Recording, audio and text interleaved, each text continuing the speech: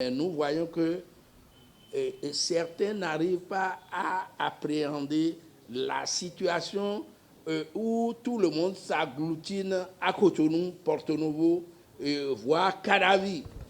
Et dans le Bénin profond, où les gens vont au champ, ils labourent, ils ont le maïs, le sorgho, l'igname et autres là, personne ne marche pour crier charité de vie. Mais c'est souvent dans ces grandes villes-là que les gens le font.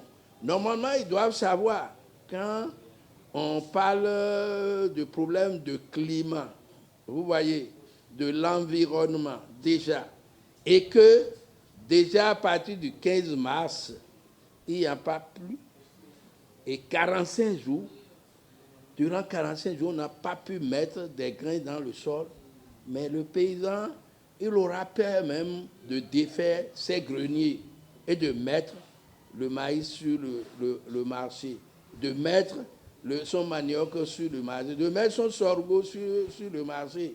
Donc, s'il n'y avait pas cette situation où il y a rareté de pluie et que tous les paysans avaient la pluie et commençaient à cultiver, vous allez voir bien sûr qu'il n'y aurait pas une telle marche. Les produits allaient aussi chuter parce que l'offre sera supérieure à la demande. Mais maintenant, quelle solution qu'il faut trouver? Nous avons dit que le maïs, on peut le cultiver 4 fois dans l'année. En faisant quoi? L'irrigation. L'irrigation des millions d'hectares. Donc, nous devons canaliser. Quand il pleut, nous avons de l'eau. Nous avons des rivières où l'eau coule. Mais tout ça, il faut le faire comme les pays développés. Moi, je vous dis qu'aux États-Unis, on m'a amené visiter un champ de maïs, mais on a fait plus de 800 km de droite à gauche, du matin au soir, mais c'était du maïs cultivé ça et là. Donc, je pense que nos ingénieurs, nos techniciens qui ont fait de formation dans les centres agricoles, là, nous pouvons irriguer de vastes étendues de terre.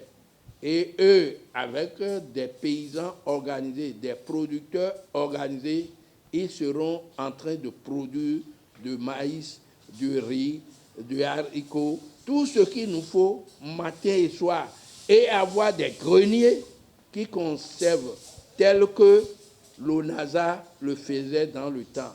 Donc nous devons avoir des greniers pour notre sécurité alimentaire. S'il y avait de ces greniers, je crois qu'il y aura plus de marcheurs qui parleront de charité de la vie. Le peuple ne veut que le pain et la paix. Et je sais, jusque-là, le gouvernement de Patrice Talon a toujours payé les salaires. Parce que nous, dans ce pays, on a fait 15 mois sans prendre une fois de salaire à notre temps. Donc, de grâce, les marcheurs, ceux qui chantent contre les gens, ils n'ont qu'à mettre de l'eau dans leur vin. Parce que nous voyons ce qui se passe aujourd'hui dans les autres pays. Donc, on ne peut pas dire que la vie ne coûte pas cher au Togo ici. Le maïs coûte plus que le prix d'ici, au Burkina.